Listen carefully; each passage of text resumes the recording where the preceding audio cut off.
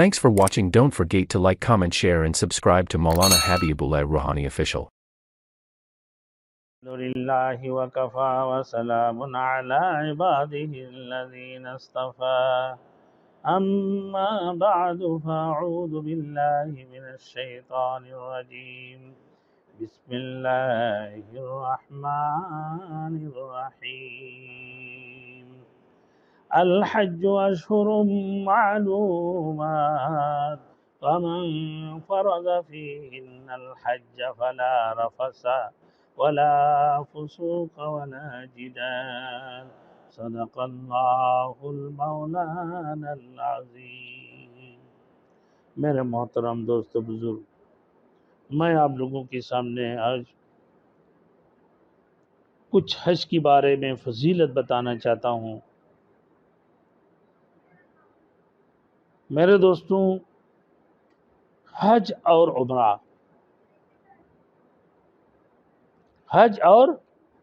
عمرہ کو جانے والا یہ اللہ تعالیٰ کے مہمان ہیں۔ ان کا اتنا بڑا مقام ہے کہ اگر اللہ تعالیٰ سے دعا کرے تو اللہ قبول کرے، اور اللہ سے مغفرت طلب کرے تو اللہ اس کو بخش دے۔ اسی طریقے سے میرے محترم دوستوں، ایک مرتبہ آپ صلی اللہ علیہ وسلم نے فرمایا کہ حج کرنے والا گناہوں سے ایسے پاک ہو جاتا ہے جیسے پہلے دن کا پیدا ہونے والا بچہ پاک ہوا کرتا ہے۔ کنز الاعمال۔ اور ایک مرتبہ آپ صلی اللہ علیہ وسلم نے یہ بھی فرمایا کہ داؤد علیہ السلام نے ایک مرتبہ خدا بند تعالی سے عرض کیا، یا خدایا دنیا کا یہ قاعدہ ہے کہ جب کوئی شخص کسی کے پاس اس کی زیارت کے لیے آتے ہیں تو اس کے لیے کچھ حقوق برتے جاتے ہیں، تو اس سے خدایا جو شخص تیری زیارت کے لیے تیری گھر پر حاضر ہو تو اس کے ساتھ تیرے یہاں کیا حقوق برتے جائیں گے؟ تو اس پر اللہ تعالیٰ نے فرمایا کہ میرے یہاں اس کے لیے 2 حق برتے جائیں گے۔ ایک تو یہ کہ میں اس کو تا زندگی خیر و عافیت سے رکھوں گا، دوسری کہ وہ جب مر کر میرے پاس آئے گا تو میں اس کو بخش دوں گا۔ اور ایک مرتبہ آپ صلی اللہ علیہ وسلم نے فرمایا کہ حج کرنے والے کا نان نفقہ میں خرچ ہونے والا ایک پیسہ اللہ کی راہ میں 700 گنا زیادہ ہونے کا، 700 گنا سے زیادہ شمار ہوتا ہے۔ ایک روپیہ کا اللہ کے راستے میں خرچ ہونے والا ایک پیسے خدا کی راہ میں 700 گنا خرچ ہونے والا شمار ہوتا ہے۔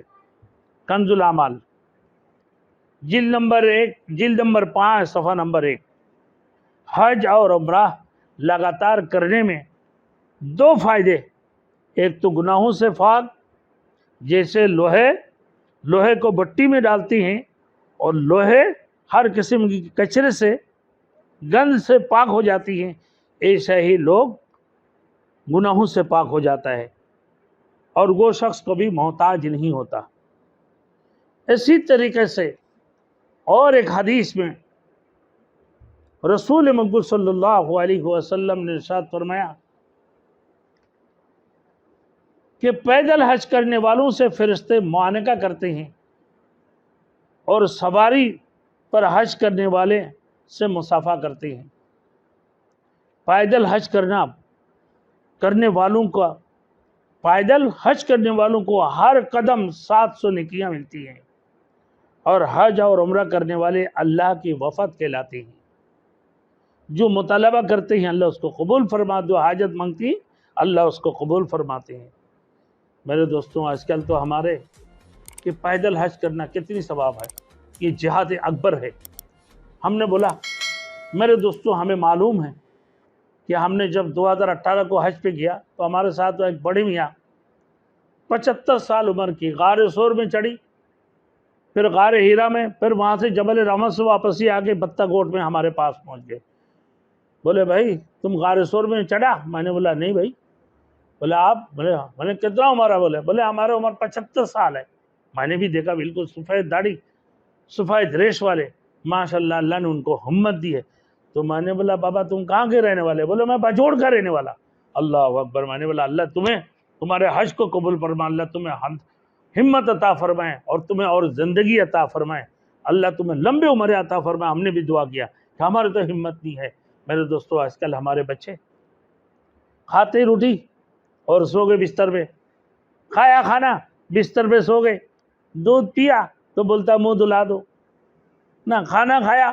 اور آج کل تو ہم لوگ بھی پوری کراچی شہری میرے دوستو رات کو 2 ڈھائی 3 بجے تک کھانا کھانے میں لگے ہوئے، کھانے میں ریسٹورنٹ بھرے ہوئے ہیں، نہ چلتا نہ پھرتا نہ ورزش، کچھ بھی نہیں ہے۔ میرے دوستو یہ کیا پیدل حج کریں گے؟ کیا پیدل یہ حج کر سکتے ہیں؟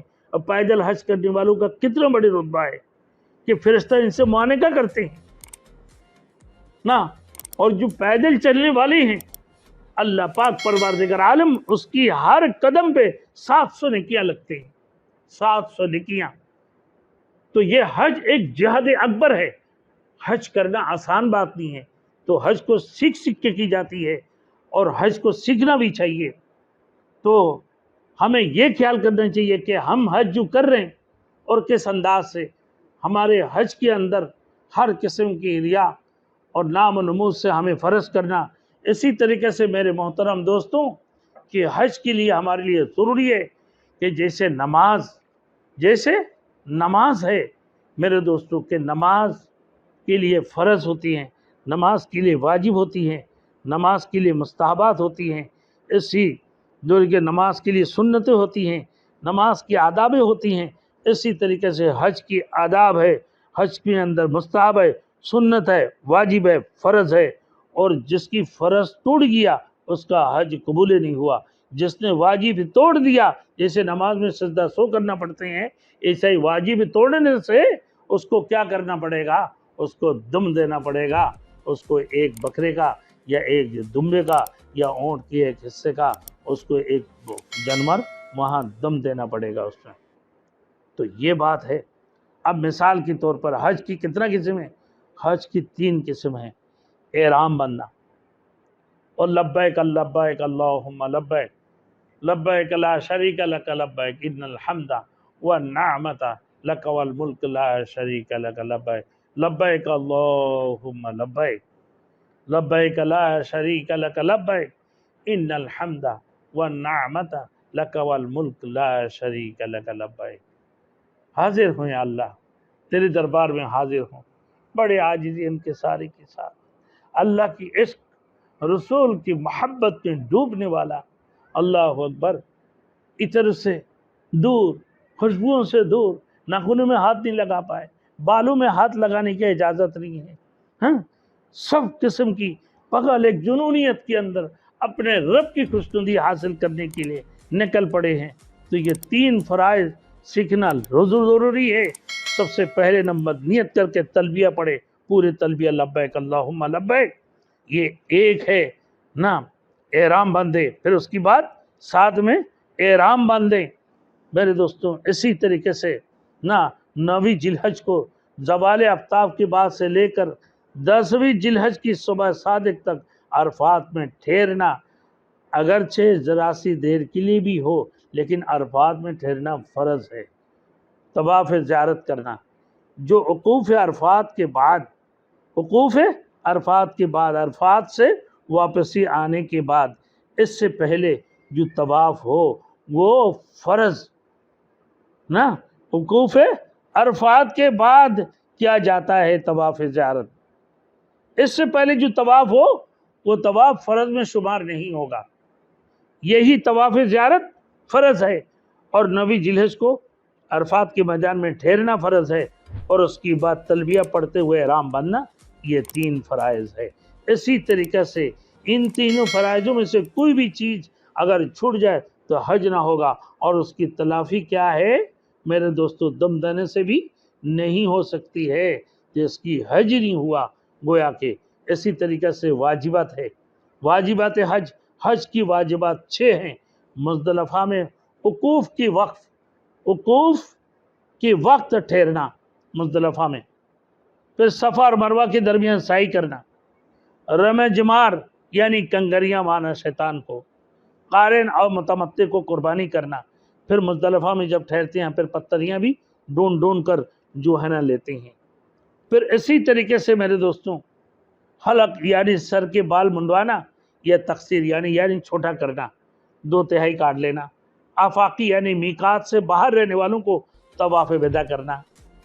تو یہ واجبات کا یہ حکم ہے، اگر ان میں سے کوئی واجبات چھوٹ جائے تو حج ہو جائے گا، خواہ قصدن ہو یا چھوٹا ہو یا بھول کر، لیکن اس کی جزا لازم ہوگی، جس کی تفصیل نہ انشاءاللہ آنے والے ہیں۔ یعنی اس کی تفصیل یہ ہے کہ اس کو دم دینا ہے، اگر وہ دم دے گی تو انشاءاللہ تعالیٰ اس کی حج پورے ہو جائیں گے، جسے ہم نماز میں سجدہ سو کرتے ہیں۔